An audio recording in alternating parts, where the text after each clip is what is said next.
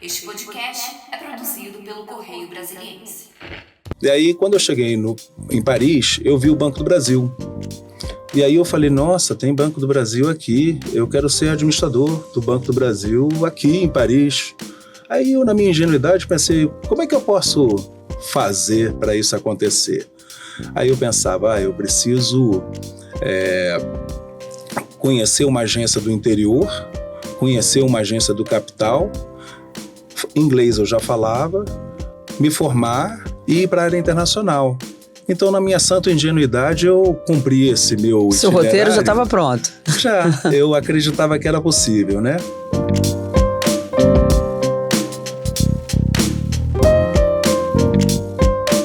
Olá para você que está aqui com a gente, mais um podcast do Correio Brasiliense.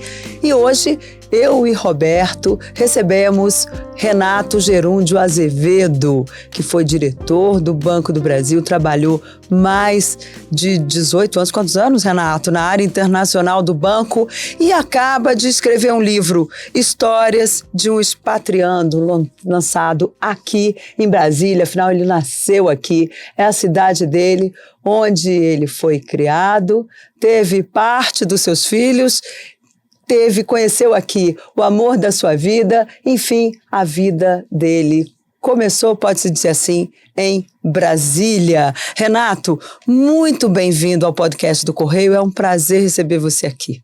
Prazer é meu estar aqui com vocês, prazer Denise, prazer Roberto, estou à disposição de vocês. Pois é, e Renato tem assim uma trajetória de sucesso na área internacional do banco. Começou lá como office boy, ele conta tudo isso no livro, que aliás é uma leitura leve, gostosa, boa para dizer para as pessoas, olha, todo mundo tem problema, mas as pessoas se conseguirem trabalhar, tiverem ali um foco na vida, elas chegam, elas vão em frente. Renato, eu queria que você explicasse pra gente um pouquinho como é que foi essa sua trajetória. Você nasceu aqui, depois você morou em vários países, fez muitos negócios pro Banco do Brasil lá fora. Como é que foi essa carreira? Bem, eu nasci em Brasil em 67, meu pai é médico pioneiro de Brasília, já é falecido. E um dia meu pai chegou e falou, Renato, você quer trabalhar no Banco do Brasil com 14 anos? E eu não sabia nem o que era Banco do Brasil. Com 14 anos eu sabia o que era futebol, skate, escola. Ele falou, não, mas você trabalha de 2 às 6, não vai prejudicar a escola. Eu falei, tá, vamos lá fazer um exame. Então nós fomos ao edifício Morro Vermelho fazer a prova. Eu fiz a prova, fui aprovado. E aí eu fui para o Banco do Brasil, né? E na época era o Máscara Negra, aquele prédio do Banco do Brasil emblemático, ali no setor bancário sul, e comecei como office boy na Contadoria Geral do Banco do Brasil. Então, basicamente, era atender telefone, era comprar lanche, era tirar cópia, essas coisas. Fui crescendo, aí houve uma seleção interna também para a carreira administrativa, eu passei, fiz com 17 anos, fui aprovado. E aí, com 18 anos, eu tomei a decisão de ir para a Europa, para fazer uma viagem para conhecer a Europa. Passar 2 meses, sozinho, de mochila. E aí, quando eu cheguei em Paris, eu vi o Banco do Brasil. E aí eu falei, nossa, tem Banco do Brasil aqui, eu quero ser administrador do Banco do Brasil aqui em Paris. Aí eu, na minha ingenuidade, pensei, como é que eu posso fazer para isso acontecer? Aí eu pensava, eu preciso conhecer uma agência do interior, conhecer uma agência do capital, inglês eu já falava, me formar e ir para a área internacional. Então, na minha santa ingenuidade, eu cumpri esse meu Seu itinerário. roteiro já estava pronto. Já, eu acreditava que era possível, né? E aí, ao retornar, eu com 19 anos, então tinha o Banco do Brasil tinha uma política de adição, que basicamente era o seguinte, em agências onde ninguém queria ir, faltava gente, ele pagava mais para as pessoas irem, e ganhava diária, e para mim isso era interessante, jovem, aventureiro, né? Aí falei, não, tudo bem, e aí você aplicava para qualquer lugar, o banco é que decidia onde ir, e aí saiu para mim Águas Belas, no sertão pernambucano, né? Uma cidade com 12 mil pessoas. E aí eu cheguei em casa, falei pro meu pai, pai, eu tomei a decisão, eu vou pro sertão pernambucano, trabalhar no Banco do Brasil, são 3 meses. Meu pai olhou e falou, meu filho, que isso? Eu falei, pai, eu tô com um objetivo, eu quero isso. E meu pai me deu 3 conselhos que eu achei bastante válidos pro resto da vida, que foi, primeiro, não se meta com mulher, porque no interior você pode ter problemas se meter com mulher, você é jovem. Eu já tinha um carro, ele falou, não leve seu carro, para não ofender a cultura da sociedade, e seja um deles. E eu acho que essa terceira, que é seja um deles, é o mais importante no processo de expatriação, que é você entender que em todo lugar você é visitante, você é convidado. Isso eu ouvi esses conselhos e cumpri. E aí, quando eu voltei com 19 anos, e aí falei, agora está na hora de conhecer uma agência da capital. E aí eu fui trabalhar no Rio de Janeiro, no Leblon, no Banco do Brasil Leblon. Nessa época eu conheci a Paula Trompovich, que é o amor da minha vida, eu acabei casando com ela e estou junto com ela até hoje. Já são 36 anos, 4 filhos. E aí eu fui para o Banco do Brasil Leblon. Só que naquela época, a inflação de 2.000%, né? Coisas que os jovens hoje não têm ideia do que é, nós tivemos 2 filhos, e quando a Paula engravidou do 2º filho, eu falei, tenho que voltar para Brasília. Aí eu voltei para Brasília, e aí tentei ir para a área internacional, mas no início foi numa agência. E aí acabei conseguindo sair da agência e ir para o Ouro Card Internacional do Banco do Brasil. E aí falaram, Renato, não é aqui que fica a área internacional. A área internacional fica no Prédio Preto, entendeu? Onde lá está a área internacional. Na sede do banco. Na sede do banco. Então peguei meu currículozinho, fui até o 13º andar da área internacional, apresentei, já tinha formação em inglês, né, anos de experiência no banco. E aí eles falaram, olha, não é aqui não, garoto. Você é inexperiente para a área, então vai no final do corredor que tem a Cassex, que tinha sido implodida no Banco do Brasil, e eles queriam gente sem vícios e para poder fazer o comércio exterior. Isso era governo? Que ano foi isso? Isso foi 1991. Governo Collor. Governo Collor. Governo Collor, 1991. E aí eu fui um dos pioneiros do PROEX, que sucedeu o FINEX, e em determinado momento... Financiamento às exportações. Programa de financiamento às exportações, e fiquei cuidando da parte de exportações de serviços de engenharia, né? E aí, naquele momento, houve uma seleção para a área internacional, e foi um processo seletivo grande, foram 28 mil candidatos. Bastante disputado, então. Bastante, a gente está falando... E todos a nível de chefia, entendeu? Então, os funcionários acompanhavam, porque você passava por exames de estatística, comércio exterior, técnicas bancárias, português e outros. E quando, em determinado momento, você também passava por uma junta de psicólogos. E era um momento também que a digitalização bancária não era tão presente igual hoje. É um outro banco, uma outra forma de atendimento ao público, não é? Não é hoje que é tão eletrônico, que é direto, era mais tete a tete, não é, Renato? Definitivamente não tinha ambiente digital, né? Então era muito fax, telex. Cheque era uma realidade. Cheque era uma realidade, mas no comércio exterior era basicamente fax, telex, documentos consularizados, notariados, né? E aí houve essa seleção, e no início dos 28 mil saíram 3 mil, depois saíram 1.000, aí com os psicólogos saíram 650, o banco treinou 650 em finanças, 1 ano de pós-graduação, e aí quando terminou isso, houve uma nova seleção para a área internacional, nos quais dos 650, 24 foram aprovados. Nós chamamos dos 24 estagiários naquela época, tá? E aí cada estagiário teve um destino. Como eu tinha uma formação de comércio exterior, eu fui para o Panamá, que era uma praça importante de comércio exterior. E o banco fez, então, um treinamento na Universidade do Texas, na Bolsa de Chicago, e 3 meses em uma dependência externa. Eu fui bem-sucedido, voltei, e fiquei esperando minha oportunidade. E a minha oportunidade aconteceu no ano de 2000. Eu fui indicado como diretor adjunto do Banco do Brasil na Bolívia. E lá na Bolívia eu fiquei de 2000 até 2006. Peguei uma operação que não estava com prejuízo. Deixei 30 milhões de dólares em ativos e entreguei com 1,5 bilhão de operações contratadas. Não registradas lá, mas registradas no Brasil e em Nova York. E com isso voltei. Quando eu voltei para Brasília sempre, porque São Paulo me chamava, mas São Paulo era caro para mim com tantos filhos, sabe? Nessa época eu já tinha 3 filhos. Aí eu voltei para Brasília e trabalhei com Project Finance, que é talvez a parte mais difícil de finanças, seja o Project Finance.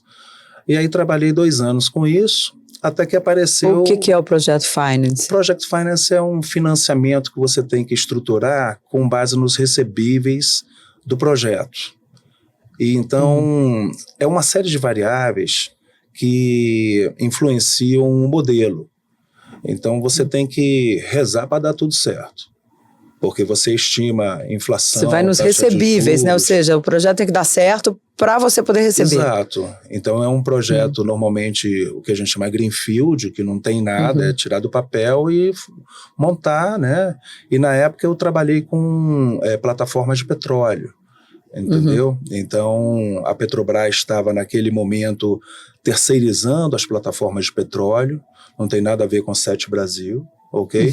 Era precedente a o que aconteceu posteriormente. Então, a gente estruturava os financiamentos de plataformas de petróleo, era cada uma 750 milhões de dólares, e que tinha um período de construção da plataforma e depois a geração de recebíveis.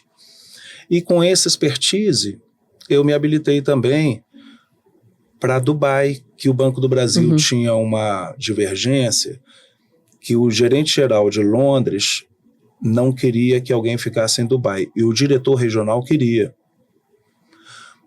E eles falavam o seguinte, é difícil encontrar um nome, alguém que tenha experiência, que seja crível... Nessa área de petróleo. Nessa área, entendeu? Que tenha experiência administrativa no exterior, que tenha experiência com Project Finance e que seja capaz de se adaptar ao mundo islâmico. E eu percebi isso, eu falei, eu sou. Então eu peguei o avião, fui até Londres conversar com o diretor, me candidatei, ele me apoiou, entendeu que o nome era certo, e eu fui para Dubai abrir, e aí eu passei 3 anos em Dubai, e aí fiz mais $1 bilhão de negócio lá em Dubai, e inclusive Islamic Finance, eu fiz também. Se eu achava que Project Finance era sofisticado, Islamic Finance era algo muito novo, né, que pouca gente conhece. E aí depois eu fui para Portugal, ser o diretor-geral do Banco do Brasil em Portugal. Mas você ficou quantos anos em Dubai? 3 anos. 3 anos, depois Portugal. Portugal.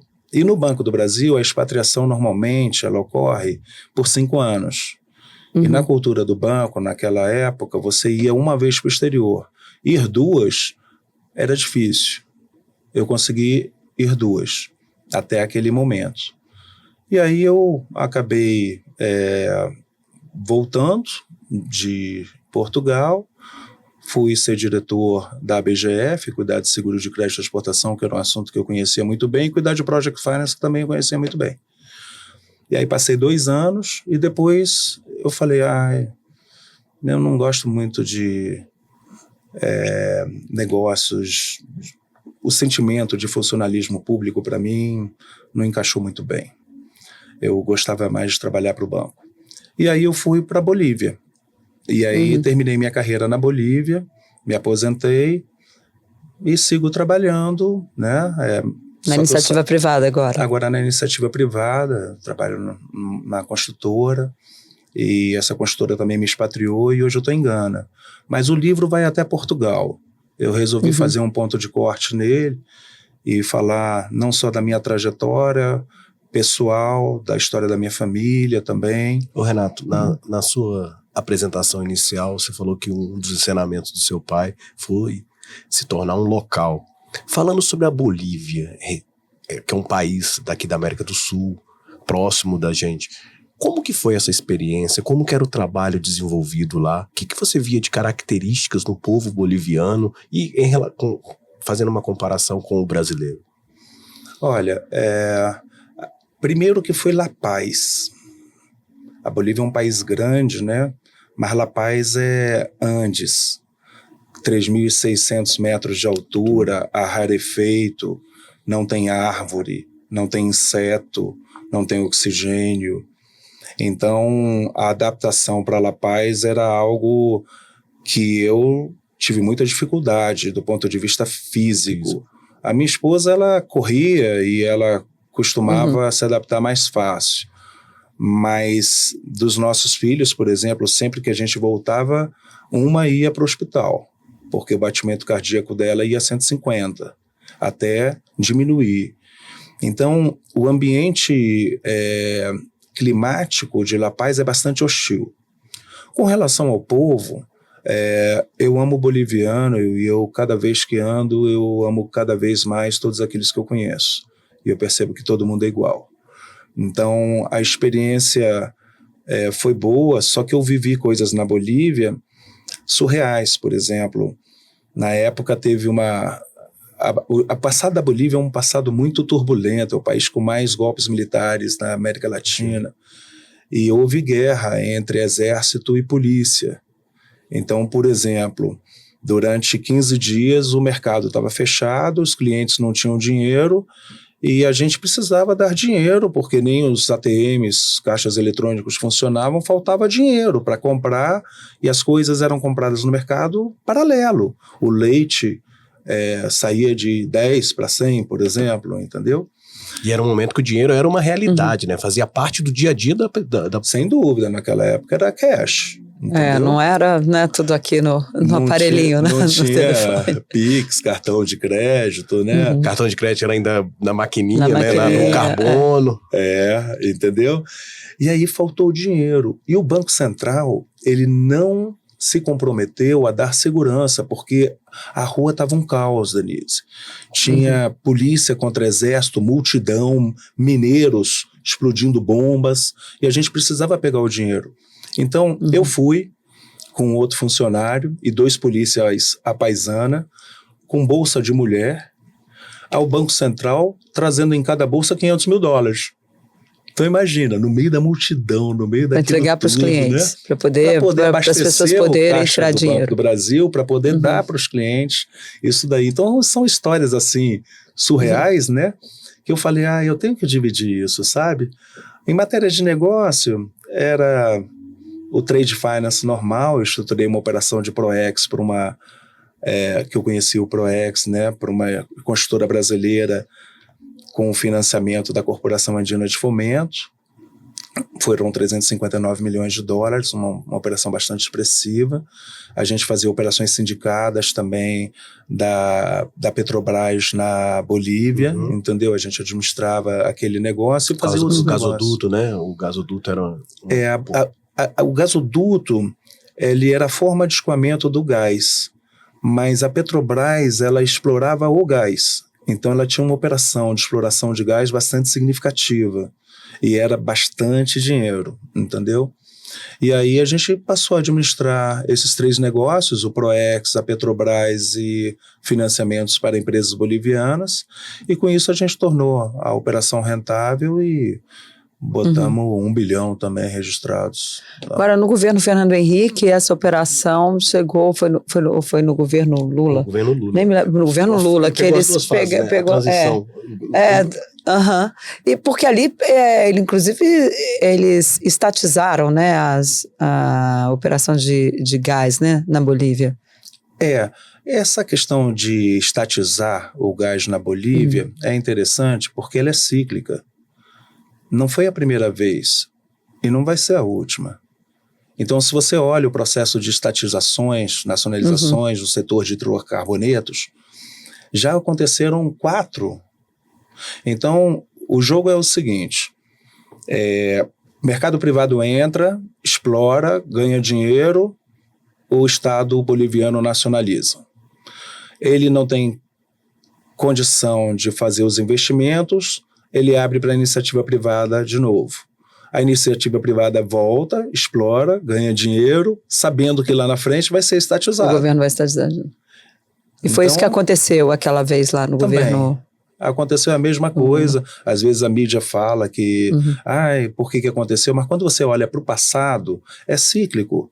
Então, e o mundo do petróleo e gás sabe disso.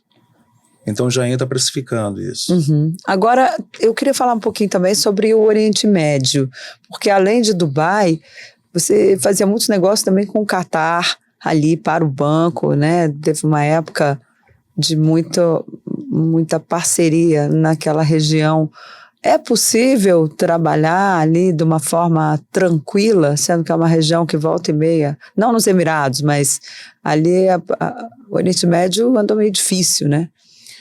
Denise, o Oriente Médio é grande, né? Então, o que é complicado está na parte de Israel, Líbano, Síria, ali mais para Iêmen. cima um pouquinho, né? Ali naquela região é que é mais turbulenta. Quando você entra para a Arábia Saudita, Kuwait, Catar, Bahrein, Que vai do Emirados meio Árabes, para baixo ali. ok? E no conceito de Oriente Médio também inclui Turquia, e às vezes até norte da África tem um conceito de mina, né, que é usado. Então, eu diria o seguinte, o ambiente para realização de negócios no Oriente Médio é bastante satisfatório. Eu, como representante do banco no Oriente Médio, e por fazer negócios com árabes, eu não me relacionava com israelenses. Ou você se relacionar com árabe ou você se relacionar com Ou israelense. seja, o banco separava muito bem essas duas estações. Então, quem cuidava de Israel era outra jurisdição. A minha jurisdição era o mundo árabe. E eu aprendi que o árabe ele é bastante receptivo. Falavam para mim, Renato, você precisa ganhar confiança. Só que eu sempre fui uma pessoa muito pragmática e objetiva. Então, eu aprendi que quando o mais importante para você fazer um negócio é você ouvir. Então, você entender o que o cliente quer. Se você for capaz de entregar, você faz. Se você não for, cai fora. Fica fora desse tipo de conversa, porque é só perda de energia e de tempo. Então, minha experiência lá foi extremamente positiva e eu fiz negócios de trade finance, de confirmação de cartas de crédito, de importações de petróleo, todas as operações de follow-on, IPO de empresas brasileiras, eu falava com os fundos soberanos árabes, ok? Então eu entendia o que eles queriam do ponto de vista de investimento, e até a operação islâmica, né, que foi um Murabarra, que era uma captação de compra de alumínio e venda futura, que funcionava mais ou menos como uma captação interbancária ocidental. Então foi bastante interessante a experiência no Oriente Médio. Renato, quando a gente fala em representar uma empresa brasileira no exterior, a gente acaba tendo vínculo aqui. Como que funcionava a jornada de trabalho, por exemplo? Porque você vivia num fuso horário, a gente está falando aí de 7, 8 horas para frente em relação ao Oriente Médio e ao Brasil. Como que era essa troca de informação? Como que funcionava isso? Era basicamente via e-mail, ligações? Como que era? Conta um pouquinho dessa rotina pra gente. É interessante porque, por exemplo, a Petrobras, as operações dela eram grandes e elas cotavam de manhã no Rio de Janeiro uma operação e a gente tinha que dar o preço da operação 48 horas depois do Rio de Janeiro. Então o fluxo era o seguinte, entrou a operação no Rio de Janeiro, chegava por e-mail para mim, eu já recebia ele à noite, eu já tinha minha rede de relacionamento no mundo árabe para fazer a confirmação, eu dava para eles horas para eles confirmarem, eles confirmavam, eu passava para o Banco do Brasil em Londres, que precificava a transação e chegava na mesa no Rio de Janeiro no horário para poder fechar a operação. Fora essa dinâmica que era muito rápida e tinha que ser muito eficiente, que a gente não conseguia trabalhar no passado sem a presença de um representante lá, tinha a questão também do calendário. Então, por exemplo, naquela época a Arábia Saudita não funcionava quinta e sexta. Olha. Os Emirados Árabes não funcionavam sexta e sábado. Então, a minha dinâmica era uma dinâmica realmente de conciliação de dias úteis com a diferença de fuso horário do Brasil. Agora, essa questão lá, como é que é a negociação com os árabes? Ela é mais difícil do que a negociação ocidental? Não, absolutamente. É a mesma negociação, basta você falar com respeito, com objetividade, e ser sério. Não precisou de nenhuma preparação extra? Não. Porque a cultura é muito diferente, né? Mas da mesma forma que nós os achamos exóticos, eu também cheguei para conversar com eles e eles falaram, nossa, é a primeira vez que eu vejo alguém da América Latina. Nós também somos exóticos para eles, entendeu? E assim, o Brasil carrega um fardo pesado de inadimplência que não é esquecido. Então, a gente achar que a gente é o maior país e blá, blá, blá, a abordagem não podia ser essa, porque, por exemplo, o total de ativos do Banco do Brasil era superior ao total de ativos do sistema financeiro dos Emirados Árabes Unidos. A liquidez estava nos fundos soberanos. Então, a relação minha com os árabes foi bastante objetiva, sincera e agradável. Eles são muito educados. Agora, eu queria que você contasse um pouquinho qual foi o local mais difícil que você viveu ao longo da sua carreira. Mais difícil, eu acho que foi Águas Belas. Foi Águas Belas, foi lá no início. Eu acho que foi. Por que Águas Belas? Porque era uma cidade de 12 mil habitantes, sertão pernambucano, a cultura era muito diferente da minha, então era uma cultura que eu precisava me adaptar a ela. Ali eu acho que foi o mais difícil. Os outros, em matéria de adaptação, é uma característica minha, sabe? Eu me adapto a qualquer lugar. Tanto é que hoje eu moro em Gana também, eu sou feliz, e as pessoas acham que a África é fim do mundo, e pelo amor de Deus, é desconhecimento, entendeu? Então, nós temos Áfricas no Brasil. Às vezes muito piores até, né? Então, eu diria que Águas Belas foi, principalmente porque eu era mais jovem, menos experiente, e num ambiente muito diferente. Eu considero a minha primeira expatriação. E também um outro momento, né? Assim, a telecomunicação era inexistente, era telefone sem fio, era uma outra realidade. Você estava distante também tecnologicamente das pessoas, né? As operações do caixa eram manuais.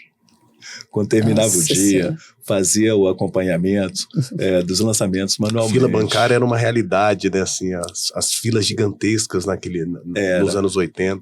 E como eu era bonitinho e simpático na época, né? As pessoas queriam falar com você. Não, me botavam para atender os velhinhos. Então eu cuidava dos velhinhos. Todo lugar que eu ia, assim, quando eu era caixa, falava, não, bota o Renato, porque eu tinha paciência, eu atendia com educação, entendeu?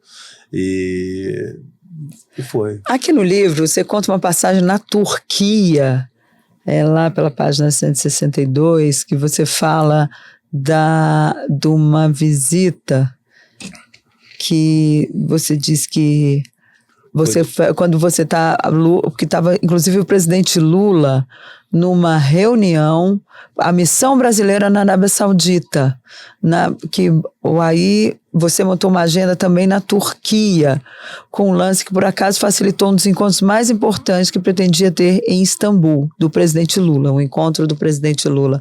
Você lembra dessa passagem? Lógico, porque eu tinha chegado no Oriente Médio e eu percebi que eu tinha chegado em Dubai e eu não tinha negócio nenhum para fazer em Dubai. Eu não fiz nada em Dubai. Todos os meus negócios foram fora de Dubai. E na época eu queria também marcar jurisdição. Eu falei, eu vou marcar. Eu estava também querendo ocupar espaço. Então eu ocupava o Oriente Médio e eu falei com o diretor regional, eu falei, olha, o presidente Lula está vindo e ele vai para a Arábia Saudita e depois vai para a Turquia. Eu quero expandir a jurisdição para um conceito de Middle East North Africa, que é pegar também Turquia e o norte da África. Ele falou, então vai, porque era um mercado inexplorado para a gente. E aí eu acompanhei a missão. E quando eu estive lá, eu já tinha estado com o presidente antes. Isso foi 2013. 2013 era governo Dilma. Então, antes. Então, deve ter sido antes. 2011. Porque aqui em 2009. 2009? Em 2009, cerca de um ano depois da inauguração do escritório de representação pelo presidente brasileiro, Desculpa, eu não Luiz sou Inácio, muito bom de data, chefiou sabe? a missão empresarial Brasil-Turquia, vindo de visitas oficiais à China e Arábia Saudita, criando uma oportunidade de exploração promissora do mercado turco. E aí, 2009. Então, 2009, o que aconteceu? Eu percebi que tinha um nicho de mercado ali, porque na época o Banco do Brasil era investment grade. O Brasil era investment grade. E aí eu peguei e propus participarmos de operações sindicadas. Então o Banco do Brasil, cada banco turco fazia uma operação de captação de 1 bilhão anual para financiar comércio exterior, de um ano para de um ano. Aí eu falei para o Banco do Brasil, olha, a gente pode participar, né? Coloca 10 milhões, coloca 15 milhões, e em reciprocidade eles dariam operações de money market. E com isso a gente construiu um portfólio de 350 milhões lá. E eu passei aí a Turquia com muita frequência, então eu passei aí a Turquia diversas vezes por ano para celebrar os sindicatos. A minha relação com os turcos foi maravilhosa, e turco não é árabe, né? E a gente acabou fazendo um negócio bastante expressivo ali na Turquia. Renato, a nossa experiência em Bolívia foi o gás, no Oriente Médio, petróleo, basicamente. E em Portugal, como que era a relação, o ambiente de negócios?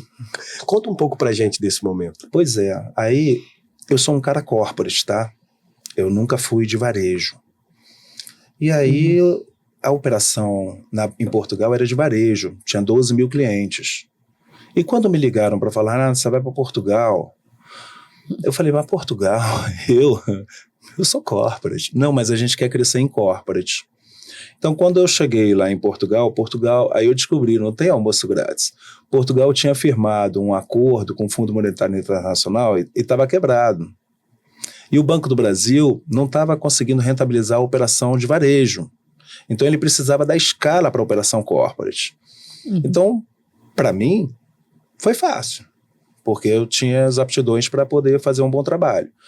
Percebi que a operação de varejo não era rentável, conversei com a diretoria e falei, olha, eu posso mantê-la e a gente constrói uma operação de corporate, e aí a gente botou 1 bilhão de euros em diversas empresas portuguesas que fazem negócio com o Brasil, e com isso a gente rentabiliza a operação. Ou então, se você quiser ser mais eficiente, fecha a operação de varejo, que eram 5 agências e 12 mil clientes. Então, na época, a gente tomou a decisão de não fechar. Que era basicamente brasileiros que mandavam dinheiro para o Brasil. Era basicamente isso. É isso, mas não tem escala. 12 mil é pouco para tanta tecnologia, tanto trabalho que dá. O banco tem 53 milhões de clientes, aí tem escala, entendeu? Não 12 mil. E aí, tanto é que depois o banco fechou a operação de varejo, e naquela oportunidade, a gente tinha a oportunidade de comprar banco. Então, o Banif, o BCP, eles estavam ali em situação muito ruim. Então, tinha umas conversas também de aquisição, mas o banco tomou a decisão de não seguir adiante. E hoje, como é que está, hein, aquela situação lá? Você tem alguma... Aonde? Em Portugal, porque atualmente o número de brasileiros lá é muito maior, né, do que naquela época. A fila andou, né? Então a possibilidade de comprar bancos acabou. Hoje nós não somos mais investment grade, precisamos recuperar isso, que é bastante importante. A operação de varejo já não existe mais, então você não vai conseguir atender esses brasileiros lá, porque é bastante complicado. Não tem escala, Denise. Na cabeça de banco tem que ter muita gente, não pouca gente, entendeu? Agora, que avaliação você faz da situação? Você conhece muito essa área internacional, pôde acompanhar de perto o Brasil, as indas e vindas, os altos e baixos do prestígio brasileiro no exterior. Como você avalia a situação atual? Olha, eu particularmente gosto do que estou vendo. E não gostava do que estava vendo antes com o governo Bolsonaro. Eu acho que agora, com o governo Lula, e faço um parênteses que eu não sou petista e eu sou um executivo, mas eu percebo que o presidente Lula, ele é respeitado no mundo. Os líderes mundiais escutam o que ele fala, ok? E do ponto de vista econômico, o Brasil está comprometido com um arcabouço fiscal, e isso é fundamental. Então, agora a gente está vivendo um momento de especulação de dólar. Eu não me preocupo, porque eu acho que isso é passageiro, ok? Mas eu vejo as notas de rating do Brasil estão melhorando, e eu acho que o governo brasileiro caminha para uma situação boa no futuro, entendeu? Então, a minha percepção é que hoje a situação está melhor do que há alguns anos atrás, sem julgamento de governo A ou governo B. Eu estou falando do ponto de vista, minha opinião, econômica. De estabilização, né? Em diversas dimensões. Agora, Renato, com uma carreira tão brilhante no banco, né, e uma vida pessoal também organizada, a sua esposa sempre lhe acompanhou a vida inteira, né? As crianças também, que hoje já está todo mundo aí, todos trabalhando, cada um no seu caminho, né? São 4 filhos, né? Todos já criados praticamente. Como é que conselho você daria para aquela pessoa que está hoje ali começando, pensando, será que eu vou para o Banco do Brasil? Será que eu vou para a iniciativa privada? O que eu faço? Aquele jovem que foi para a área econômica e que não sabe muito bem para onde ir, né? Ele está chegando ali, é aquela pessoa que está começando a engatinhar, né? Assim, na vida profissional. Quais são os conselhos que você daria? Porque a voz da experiência sempre importa, por mais que a tecnologia tenha avançado, por mais que as coisas estejam muito diferentes, há uma linha que ela não muda. E que linha é essa que você acha que um jovem deve seguir? Olha, eu acho que primeiro é que ele deve ter esperança no futuro. Segundo, que ele deve ter foco e objetivo, tá? Terceiro, que, por exemplo, o Banco do Brasil, eu considero uma excelente empresa, porque ela é democrática, ela dá oportunidade mesmo, tá? Agora, eu acho que o que é importante é você não ter uma cultura de curto prazo. E essa geração, ela é muito imediatista, ela acha que tem que ser gerente, tem que ser diretor amanhã. E não é por aí. Os resultados acontecem com o passar do tempo. E esse tempo tem um tempo de maturação. Então eu diria para os jovens o seguinte: primeiro, perseverem. O ambiente que eu vivi era muito pior do que o ambiente de hoje. Eles não sabem o que era uma inflação de 2.000%, não sabem o que era para ir para o supermercado comprar, porque no mês seguinte era 100% menos. Gatilho salarial, remarcação de preço. Eles não têm ideia, né? Então a recomendação seria: acredite no futuro, mas não queira os resultados imediatos. Tira a cultura de imediatismo. E não pensem que um dia vocês não serão velhos, porque vocês serão. Então, às vezes, ganhar pouco, ganhar um pouco mais, mas não ter uma cultura de previdência privada, entendeu? Achando que vai chegar e não vai ter 60 anos, não vai ter 70 anos, não vai ter 80 anos, cada vez mais os jovens serão mais velhos. Ou seja, é preciso, então, ter com calma, e é uma coisa difícil, né, atualmente. E foco. E a família? Como é que... Porque andar por esse mundo afora com 4 filhos, Renato, como é que foi isso? Leva a esposa para lá, é menino pequeno, é não sei o quê. Como é que foi essa coisa? Porque a família sempre te acompanhou, né? Em determinado momento não dá para ser democrático. Então, por exemplo, eu quando fui para Dubai, a minha filha tinha passado na UNB. E ela foi. E quando a gente chegou lá, ambiente meio hostil do ponto de vista de adaptação para eles, né?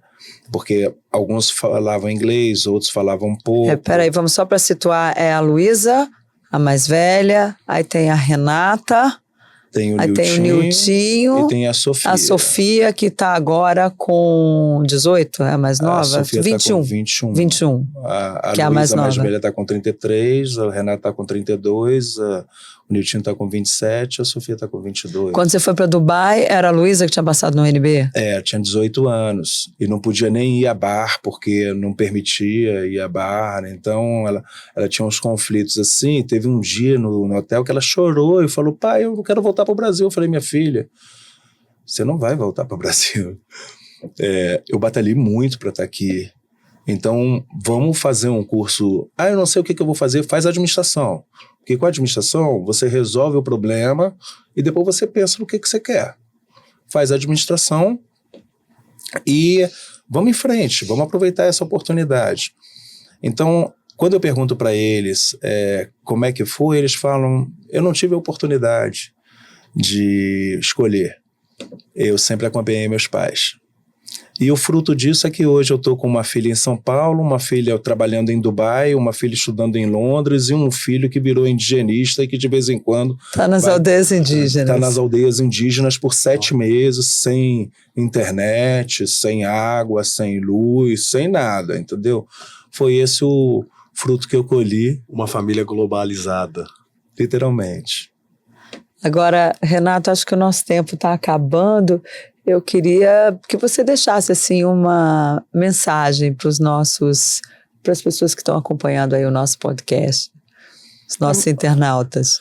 A mensagem é de esperança, a mensagem é de dizer que a imperfeição é a perfeição, de não buscar o ótimo porque você se frustrará, contente-se com o bom, entendeu? Mas vai andando em frente, sabe?